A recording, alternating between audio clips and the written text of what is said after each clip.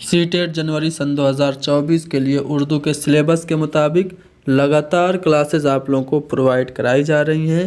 इस ज़िम्न में हमने आपको चैप्टर वाइज 5 चैप्टर की क्लासेस प्रोवाइड करा दी हैं। पिछली क्लास में हमने रोल ऑफ ग्रामर यानी कि कवायद के किरदार को तफसील से डिस्कस करते हुए कवायद पढ़ाने के जो 2 तरीके हैं, इंडक्टिव और डिडक्टिव मेथड यानी कि इस्तिक़राई और इस्तिख़राजी तरीका, उनको भी डिस्कस कर लिया था और 10 इम्पोर्टेंट क्वेश्चंस हल किए थे। आज हम लोग उसी कड़ी को आगे बढ़ाते हुए क्वेश्चन नंबर 11 को हल करेंगे, जो कि आपके सामने इसमें यह पूछा जा रहा है कि दर्ज झेल में से कौन ऊपर से नीचे यानी कि टॉप डाउन अप्रोच के उसूल पे मबनी है। देखो, ऊपर से नीचे का जो अप्रोच होता है, अंदाज़े नज़र होता है, उसमें क्या होता है, पहले हम इसमें बड़ी चीज़ों से शुरू करते हैं और फिर उसके टुकड़े करके छोटा करके उसे समझते हैं। जैसे अगर कोई भी किताब ऊपर से नीचे के अप्रोच से तैयार की गई है तो उसमें पहले नज़में और कहानियाँ होंगी और फिर आखिर में उसमें हरूफ तहज्जी यानी कि अल्फ़ाबेट्स होंगे। तो अगर किसी भी किताब में पहले पोएम्स और स्टोरीज़ देखने को मिलती हैं और बाद में अल्फ़ाबेट्स देखने को मिलते हैं तो उसे ऊपर से नीचे का अप्रोच कहते हैं। ऊपर से नीचे के अप्रोच में हम अपने प्रीवियस नॉलेज को यूज़ भी करते हैं।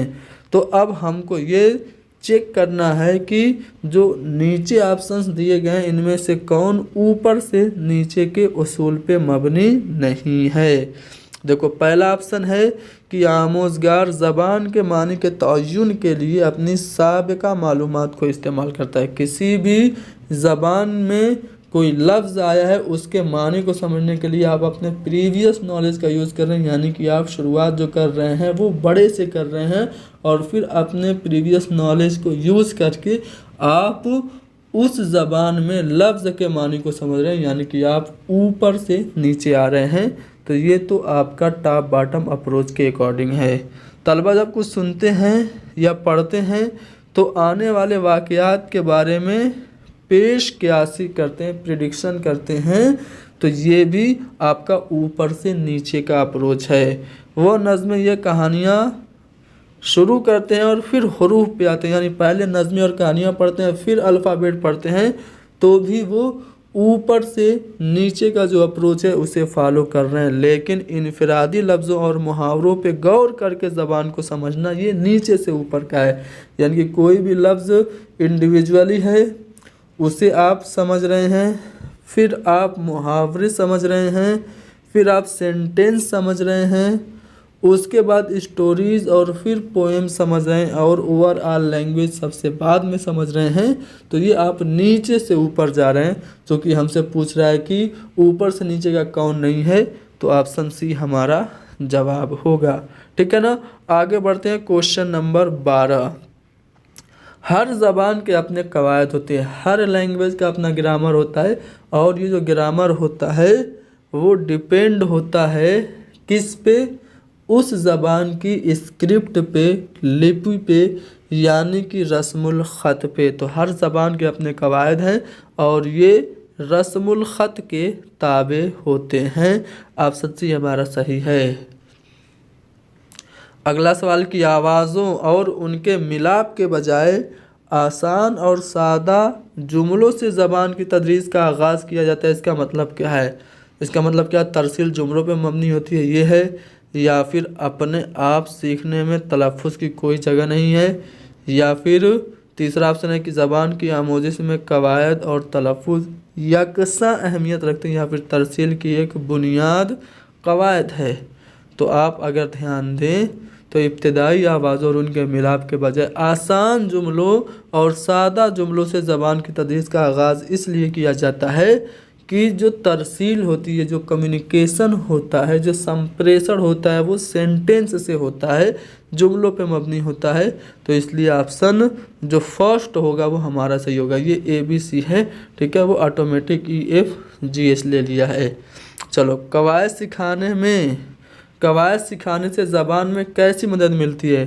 तो देखिए, ग्रामर जब बच्चे सीखते हैं तो लैंग्वेज से रिलेटेड जो गलतियां हैं वो नहीं करते हैं, यानी कि उनकी इस्लाह होती है। तो कवायद सिखाने से ज़बान में इस्लाह की मदद मिलती है, सेहत यानी कि एक्यूरेसी आती है, शुद्धता आती है। तो दूसरा वाला ऑप्शन हमारा करेक्ट है।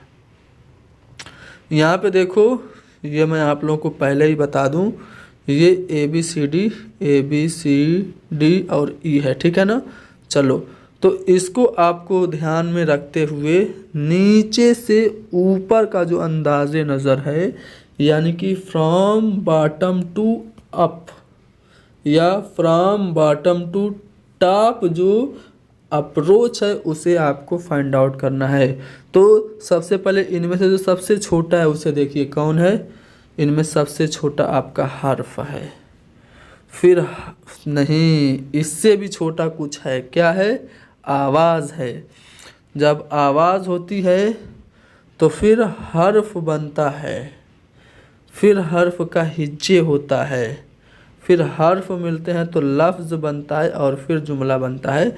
इस तरह से आप मैच करेंगे तो पहले पर आवाज़ होगा, दूसरे पे हर्फ होगा, तीसरे पे आपका हिज्जा होगा, चौथे पे आपका लफ्ज़ और पांचवें पे जुमला। इस तरह से आप इसकी तरतीब करके इनमें से कौन सा वाला ऑप्शन सही है आप फाइंड आउट कर सकते हैं। दूसरा वाला ऑप्शन हमारा सही है। देखो, ये एक अच्छा सवाल है। सबक के इख्तिताम पर तलबा से मुकर्ररा मतन से मुख्तलिफ इसमों, जैसे इसमें मारफा और इसमें नकरा को अलग करने और अपने कापियों में लिखने के लिए एक टीचर कह रहा है, तो ये किसकी मिसाल है? यानी कि एक पैसेज है, इसमें जितने भी नाउन यूज़ हुए हैं सबको आप छांट के, कॉमन नाउन कौन है, प्रॉपर नाउन कौन है, और आपका कलेक्टिव नाउन कौन है, आपका मटेरियल नाउन कौन है, एब्स्ट्रैक्ट नाउन कौन है, ठीक है। इस तरह से आप ये छाट के बताओ तो इसे आप क्या कहेंगे? तो इस तरीके को हम कहेंगे सियाक में कवायद, यानी कि संदर्भ में व्याकरण, जो कि तीसरा वाला ऑप्शन होगा हमारा करेक्ट। अगला सवाल क्वेश्चन नंबर 17, दर्ज में से कौन कवायद पढ़ाने का एक मुअस्सिर तरीका है? तो कवायद को हमेशा हमें अकॉर्डिंग टू दी कंटेक्स्ट पढ़ाना चाहिए, यानी कि कवायद के उसूलों की दरियाफ्त में माविन सियाक में कवायद की तदरीस कवायद पढ़ाने के लिए, ग्रामर की टीचिंग के लिए बेस्ट मानी जाती है। अगला सवाल क्वेश्चन नंबर 17, तदरीस के किस तरीके में पहले कवायद के उसूलों पे तवज्जो दी जाती है? पहले ही बच्चों को फार्मूलाज सिखा दिए जाते हैं, रटवा दिए जाते हैं, और फिर उसी बुनियाद पे बहुत सी मिसालें पेश की जाती हैं। तो इसे हम कौन सा तरीका कहते हैं? तो इसे हम कहते हैं निगमन विधि, डिडक्टिव मेथड, यानी कि इस्तिखराजी तरीका। तो हमारा जो पहला वाला ऑप्शन होगा करेक्ट होगा। क्वेश्चन नंबर 18 है कि उस्ताद किसी रेडियो की मदद से नहवी साख्तों और कवायद के उसूलों का तारुफ कराता है। यहाँ पे भी पहले ही बच्चों को कवायद के उसूल और जो सेंटेंस का स्ट्रक्चर है, नहवी साख्त है, उसको पहले ही बच्चों को बताया जा रहा है, और फिर लिखते या बोलते वक्त तरसील के लिए उन साख्तों का इस्तेमाल हो रहा है। यानी कि यहाँ पे भी पहले ही रूल बताया जा रहा है, फिर एग्जाम्पल कराया जा रहा है।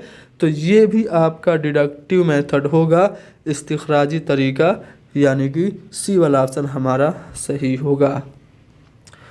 कवायद को पढ़ाया जाना चाहिए। कैसे कवायद? अलग थलग जी नहीं, रटवा के, अमली मशक नहीं, सियाक में पढ़ाना चाहिए, संदर्भानुसार, अकॉर्डिंग टू द कंटेक्स्ट हमें ग्रामर की टीचिंग देनी चाहिए।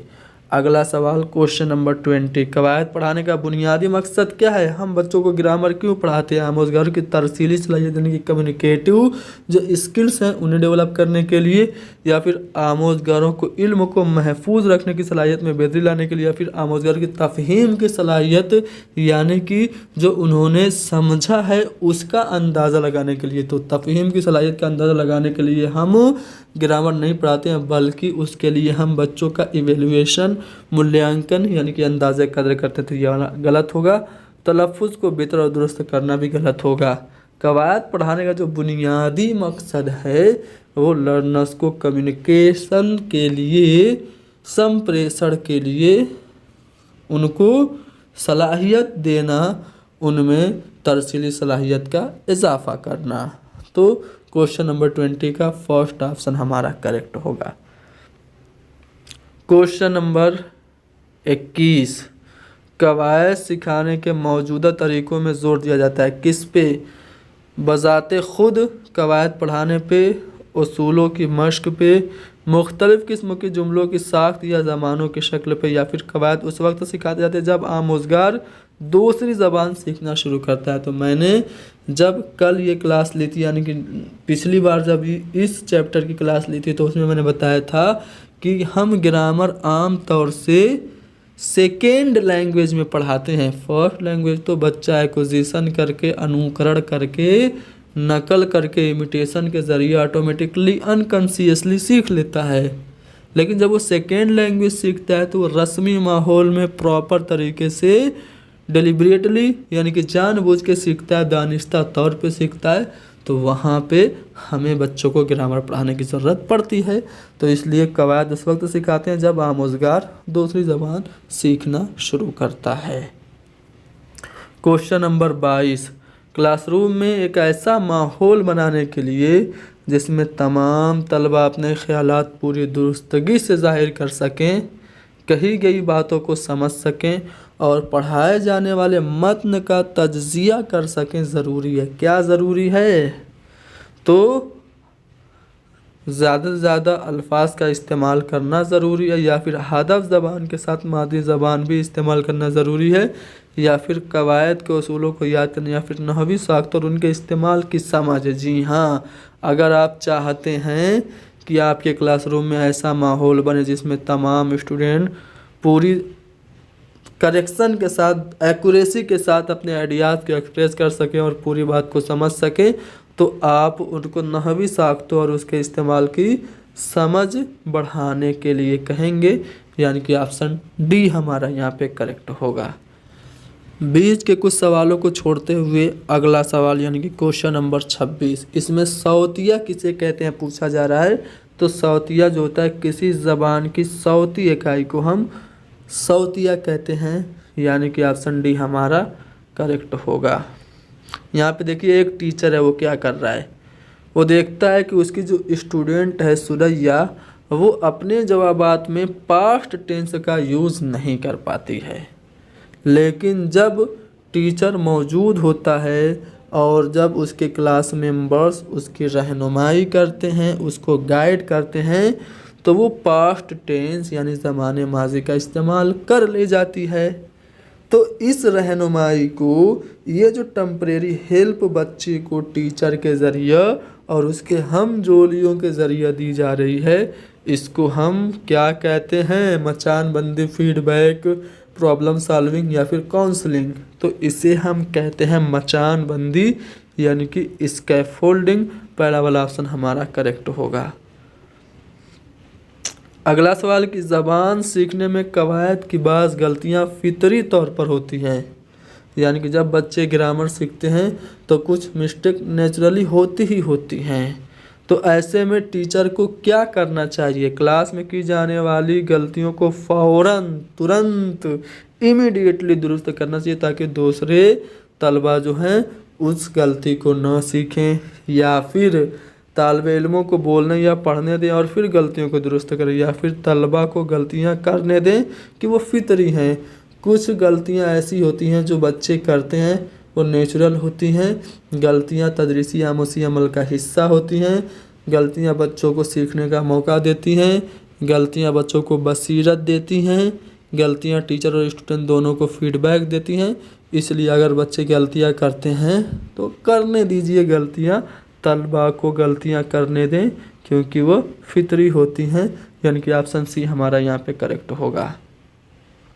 कवायद की तदरीस सबसे फितरी तौर पर कारगर होगी, यानी कि ग्रामर की टीचिंग सबसे इफ़ेक्टिव कब होगी?